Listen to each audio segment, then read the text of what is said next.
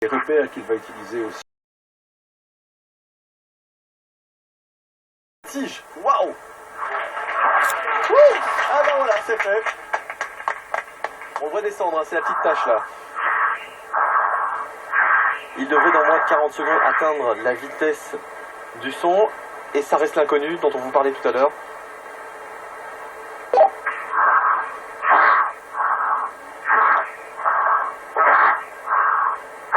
Sa respiration s'accélère. 900 km/h. On est à 1000. Dans moins de 50 km/h. Il vient normalement de passer. Oui, il a passé la vitesse du son. On l'entend respirer. Il bouge. Il sourit.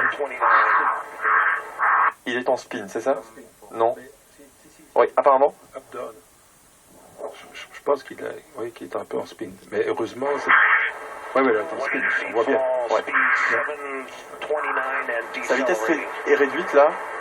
Il Et décélère. là c'est vraiment le problème, vraiment crucial. Hein. Il faut qu'il puisse quand même contrôler maintenant, parce que sinon, je pense que si de toute façon il y a trop de jet, les parachutes de secours vont commencer de essayer de le freiner. Voilà, il est stabilisé. Ouais, ok. C'est impressionnant. Bon voilà, comment il a pu stabiliser Arnaud? Alors là, j'imagine même pas comment ça peut être de stabiliser dans un endroit où on n'a presque pas d'appui sur l'air, mais visiblement, il a quand même fini par retrouver. Voilà.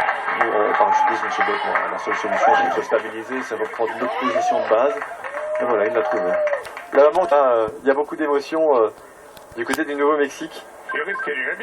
On voit maintenant Félix descendre. Et depuis, donc il vient de lui demander s'il l'entendait. Ils sont censés avoir un contact audio. Mais il ne parle pas, Félix.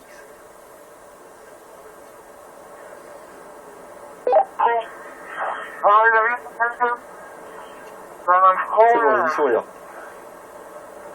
Bon, j'ai rien compris, mais il parle. Keep talking, Felix, keep talking. Et il dit continue à parler, continue.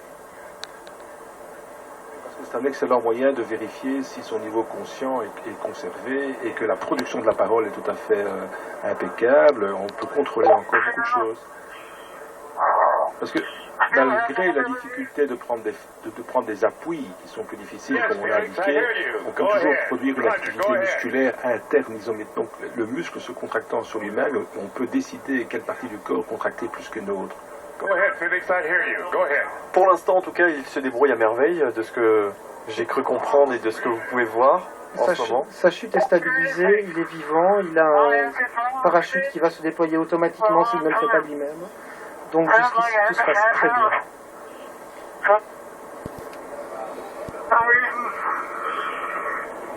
Et sa vitesse est censée diminuer progressivement. Au fur et à mesure que la pression augmente, les forces de frottement vont augmenter et il va freiner juste, même sans parachute, juste à cause du frottement de l'air sur son corps. D'accord. Felix, you're really stable. You've On fallen peut aussi 3.5 rappeler qu'il y minutes. a, pour le moment, il y a deux des objectifs, deux records qui sont un petit peu à l'antipode. Donc il y a un premier objectif longue durée en chute. Donc voilà, Là, j'imagine qu'il a c'est pris, en cours. Hein. il a pris une grande accélération au départ et puis maintenant il est dans une position la plus ralentissante possible pour, j'imagine, essayer de chuter le plus longtemps possible aussi. On est à 4 minutes. Il doit, pour battre le record de la chute libre la plus longue, atteindre 5 minutes et 35 secondes. C'était très très impressionnant que de voir les images. Franchement, enfin, pour moi en tout cas, j'ai apprécié le moment, je pense que vous aussi. Et puis la vitesse, l'accélération, c'était incroyable. Voilà, le parachute de sortie est en train, voilà. Le parachute s'est déployé. Donc visiblement il n'aura pas battu le record de durée en chute libre. Il l'a laissé à son ami Ouais. Joe Kittinger. Parce qu'à la fin, je m'en serais pas souvenu. Joe Kittinger. Là c'est dommage qu'on n'a pas d'informations concernant la hauteur à laquelle il se trouve parce que j'ai encore l'impression que c'est un peu haut encore pour avoir ouvert son parachute.